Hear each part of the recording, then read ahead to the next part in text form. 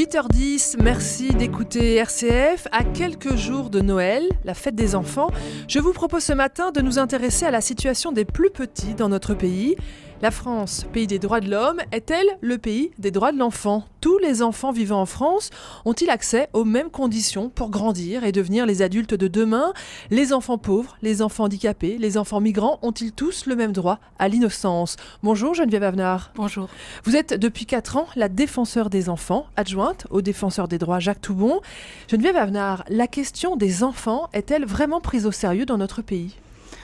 Alors oui, j'ai envie de dire oui et non. Oui et non. Oui, voilà. Alors, bonne nouvelle, oui, et puis après on verra ce qui ne va pas. Oui, parce que d'une manière générale, nos enfants vont plutôt bien. Leurs parents essayent de faire de leur mieux pour les élever. Il y a toute une série de politiques publiques qui les concernent et qui sont en progrès, notamment sur l'accueil de la petite enfance ou à l'école, etc.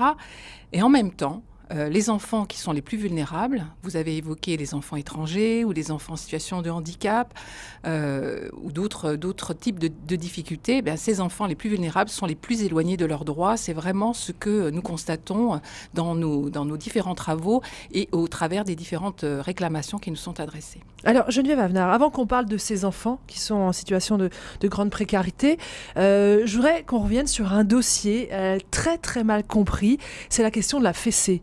L'Assemblée nationale a voté le 29 novembre dernier l'interdiction des châtiments corporels ordinaires, une mesure largement symbolique, défendue par toutes les associations, mais mal comprise par de nombreux parents. Alors je voudrais que vous nous réexpliquiez pourquoi il était indispensable que la France prenne cette direction. Alors c'est également une recommandation que nous formulons avec le défenseur des droits depuis plusieurs années, c'est-à-dire l'interdiction. Alors j'ai pas envie de parler de la fessée, mais je parlerai des châtiments corporels, puisque ça inclut l'ensemble des violences qui peuvent être faites à des enfants. La fessée en fait partie ? Oui, la fessée en fait partie, à la fois directement et indirectement par le sentiment d'humiliation, le fait qu'elle puisse blesser l'enfant sur le plan psychique. Donc elle en fait partie, mais il y a aussi les mots durs, et puis d'autres types de violences faites aux enfants, ce qu'on appelle le droit de correction ou les violences dites éducatives. Donc, alors d'abord, ce sont tous les châtiments corporels. Il n'y a pas de fessée éducative ? Non. Ça n'existe pas. Ce n'est pas par la violence qu'on apprend à un enfant à modifier son comportement. D'abord parce que ça sidère l'enfant. Toute forme de violence même va le mettre, et ça les neurosciences nous apprennent beaucoup à ce sujet, va le mettre dans un état de sidération, et donc, il va faire il va s'interrompre sans doute dans ce qu'il est en train de faire ou ce qu'il a fait, mais ça ne va pas pour autant l'éduquer et lui apprendre à changer son comportement. En plus, en fonction de l'âge de l'enfant, qui sera plus ou moins mûr pour comprendre. En plus, vraiment, est-ce que on n'apprend pas aux enfants à régler les choses par la violence quand on leur montre soi-même le mauvais exemple, les parents ou les institutions, parce que ça aussi c'est important de dire, nous souhaitons l'interdiction dans tous les lieux où se trouvent les enfants, et nous avons en particulier à l'école été saisis de nombreuses réclamations qui concernent des enseignants et des comportements tout à fait inadaptés d'enseignants. Donc c'est important qu'on puisse dire que les enfants, d'abord ils soient respectés comme des êtres humains à part entière, comme des personnes à part entière, à égalité avec les adultes. Mais Geneviève Avenard, vous comprenez que certains parents soient déstabilisés par cette interdiction. Une bonne fessée, ça n'a jamais fait de mal, on entend souvent ça. C'est vrai qu'on entend souvent ça et que c'est compliqué d'expliquer. Je crois que si on explique les choses en disant les enfants sont à égalité avec les adultes, et on n'accepterait pas les violences sont interdites envers les adultes, eh bien, déjà, on commence à aller sur le bon chemin, si je puis dire, pour comprendre le sujet. Donc, des personnes à part entière qui doivent être respectées dans leur dignité, qui doivent être respectées dans leur intégrité physique et morale, qui doivent être respectées dans leur stade de développement. Et je crois que tous les parents ont à cœur que leurs enfants aillent bien. Donc voilà, ils devraient comprendre cela, je pense, mais Geneviève Avenard, j'entends tout ce que vous nous dites. Est-ce qu'il n'y avait pas des dossiers plus urgents que l'interdiction de la fessée ? Je pense par exemple à la lutte contre les abus sexuels. Ces derniers temps, la société civile se mobilise de plus en plus. Hein. Je pense aussi aux médias. Il y a eu une émission de télévision, un documentaire sur France 2 qui a fait beaucoup parler, qui était très très fort. Il y a eu aussi les éditions Bayard qui ont fait ce petit prospectus. On en a parlé dans la matinale, les destinations de tous les enfants. Est-ce que les pouvoirs publics en font suffisamment pour protéger les enfants des abus sexuels ? Alors, c'est un sujet extrêmement délicat, qui nous préoccupe beaucoup, effectivement, qui est un sujet encore très tabou, sur lequel, qui est donc assez invisible encore. On sait aujourd'hui, alors ce sont les chiffres du Conseil de l'Europe, qu'un enfant sur 5 serait victime d'abus sexuels. Et souvent... Un enfant sur 5. Un enfant sur 5. Et souvent, ces abus sexuels, d'après les informations que nous avons, parce que les connaissances sont très parcellaires, ces abus sexuels seraient commis dans l'entourage de l'enfant. Hein. Le dernier film d'Emmanuel Berco et d'Éric Métayer, Les Chatouilles, montre bien que voilà, c'est une situation dans laquelle c'est un tout proche de la famille de cette petite fille. Donc c'est tabou. C'est invisible. On n'arrive pas encore suffisamment à identifier, à repérer ces situations. Moi, je pense que... Bon, il y a un certain nombre d'actions qui sont en cours. Il y a notamment un plan de lutte et de mobilisation contre les violences faites aux enfants qui contient un certain nombre de mesures, notamment la création de médecins référents en protection de l'enfance, de médecins spécialisés dans les violences au sein des centres hospitaliers, qui prévoit aussi le développement d'unités d'accueil médicaux, judiciaires, pédiatriques pour accueillir les enfants victimes, etc. Bon. Il existe toute une série de mesures. Le problème qui sont prévus, c'est toujours celui de l'effectivité de la mise en œuvre de ces mesures. Et ce qu'on voit, c'est qu'aujourd'hui, 2 ans après ces différentes dispositions, seule la moitié des départements sont dotés d'un médecin référent, très peu de centres hospitaliers sont dotés, etc. Et puis le problème des unités médico-judiciaires... Dans les textes, ça existe. Dans les faits, c'est encore insuffisant. Voilà, et largement insuffisant. Mais je crois que la question, c'est celle de la parole, du recueil de la parole des enfants. Et le recueil de la parole des enfants, il se construit pas seulement par rapport à ces cas les plus lourds, les plus douloureux, les plus difficiles. Je crois que c'est une question, j'allais dire, plus globale de société. Encore une fois, quelle place on donne aux enfants dans la société ? Comment on se donne les moyens de les écouter, mais de façon hors toute difficulté particulière, mais de les écouter dès leur plus jeune âge et de créer des conditions de confiance. Un enfant, ça ne se décrétera pas. Ce sera difficile pour lui, encore plus difficile pour lui de parler d'abus sexuels s'il n'a pas été entouré dans un climat de bienveillance, un climat positif. Et on fait le lien ici avec l'interdiction des châtiments corporels, puisque l'idée c'est de cette interdiction symbolique, comme vous l'avez dit, c'est de créer des conditions d'éducation qui soient bienveillantes, dans lesquelles les enfants puissent être encouragés, puissent parler, puissent s'exprimer. Geneviève Avenard, on approche de Noël. La plupart des enfants de notre pays vont crouler sous les cadeaux. Pourtant, la réalité, dans notre pays aussi, ce sont de nombreux enfants pauvres.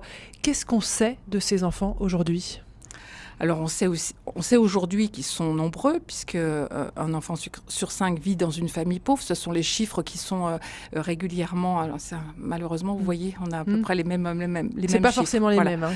Voilà, exactement. Ce ne sont pas forcément les mêmes, tout à fait. Donc ça, on le sait, le gouvernement a lancé une stratégie nationale de lutte contre la pauvreté qui donc aujourd'hui est en phase de mise en œuvre, avec un certain nombre de dispositions qui nous semblent effectivement favorables. Surtout, ce qui nous semble intéressant, c'est la contractualisation entre l'État et les collectivités territoriales, c'est-à-dire qu'au plus près des besoins des enfants, il y ait des réponses apportées. Je vous sens embêtée, c'est pas encore suffisant ? Non, je pense qu'il faut voir. Il y a beaucoup de choses en ce moment, j'ai envie de dire, sur les droits de l'enfant dans notre pays.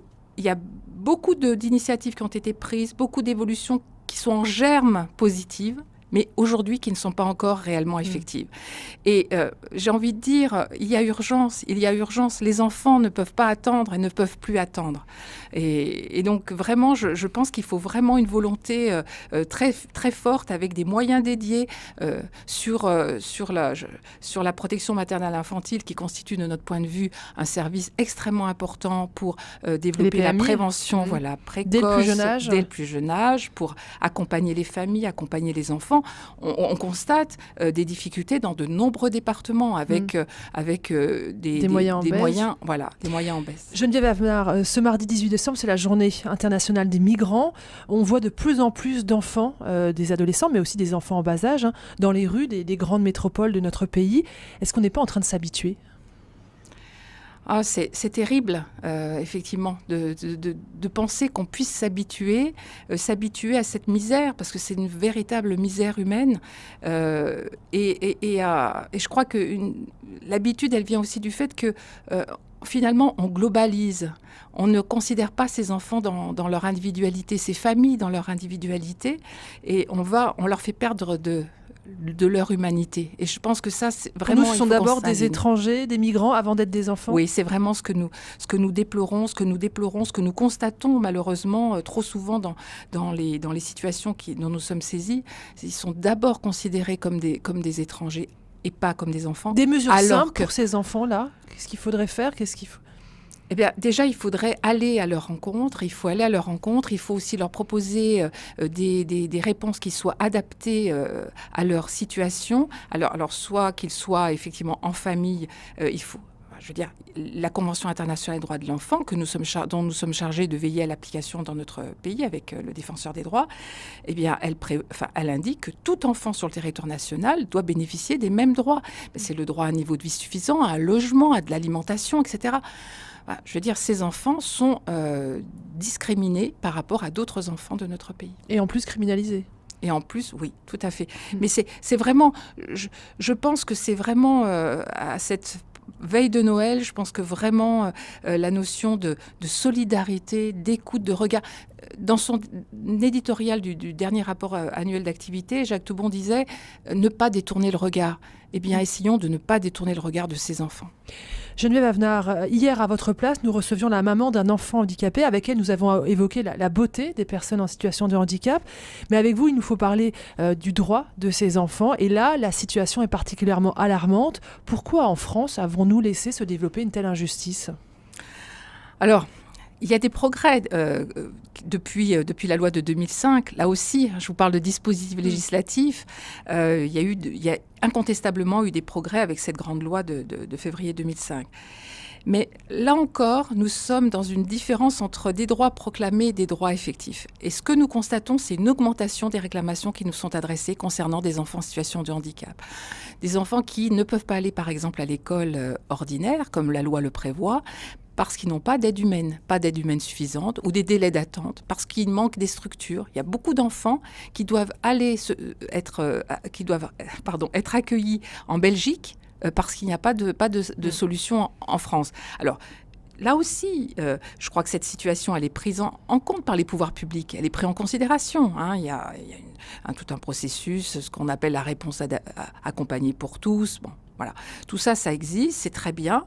Encore faut-il que, dans les faits, ça soit réellement mis en œuvre et que chacun des enfants concernés soit pris aussi en considération dans son intérêt supérieur et dans ses besoins. Qu'est-ce que vous conseillez aux parents qui nous écoutent et qui n'arrivent pas à trouver une solution pour leur enfant handicapé ? Alors, moi, j'ai envie de leur conseiller de nous saisir. Ça sert à quelque chose de s'adresser à la défenseur des enfants ? Oui, vraiment. Vous avez le pouvoir de débloquer des situations. Vous êtes une instance totalement indépendante du gouvernement et des pouvoirs publics. Hein ? Oui. Alors, d'une part, nous sommes indépendants. Nous sommes une autorité indépendante. Mais d'autre part, nous avons des moyens, des pouvoirs. Alors, nous n'avons pas de pouvoir d'injonction vis-à-vis des pouvoirs publics. Par contre, nous avons un moyen d'action qui est la médiation. Et par cette médiation, nous avons 500 délégués du Défenseur des droits sur l'ensemble du territoire national. Donc, ils font des permanences, ils sont proches des habitants. Il ne faut vraiment pas hésiter à aller les rencontrer. Quand des situations sont plus lourdes, c'est le siège qui prend le relais. Mais nous arrivons quand même, grâce à l'action de nos délégués, à résoudre une grande partie, on dit 80% des situations en général, pas seulement sur les enfants et pas seulement sur les enfants en situation de handicap, peuvent être réglées par la médiation et par l'action du Défenseur des droits. Donc c'est quand même un beau chiffre que je vous cite ce matin. Ouais, Geneviève Avenard, ça fait maintenant 4 ans que vous défendez les plus jeunes citoyens de notre pays. Qu'est-ce que vous avez appris sur la France, mais aussi sur les enfants pendant ces 4 années ? Alors, sur la France, j'ai appris effectivement que, alors que je travaillais dans le domaine et que j'étais proche des enfants et de leur protection pendant une trentaine d'années, j'ai appris que malheureusement, leurs droits n'étaient pas réellement respectés. Ils n'étaient pas considérés à égalité avec les adultes, comme des personnes à part entière, comme des sujets de droit. Mais s'agissant des enfants, ce que j'ai appris, c'est qu'ils nous apprennent beaucoup, les enfants. Ils continuent à m'émerveiller par tout ce qu'ils peuvent nous apporter de façon très juste. Il suffit de les écouter, il suffit d'avoir envie de les écouter et de leur donner le temps nécessaire pour qu'ils se construisent, pour qu'ils se développent, pour qu'ils grandissent. Merci beaucoup Geneviève Avenard d'avoir été la grande invitée de la matinale RCF. Je rappelle que vous êtes la défenseur des enfants. Merci à vous et belle journée. Merci.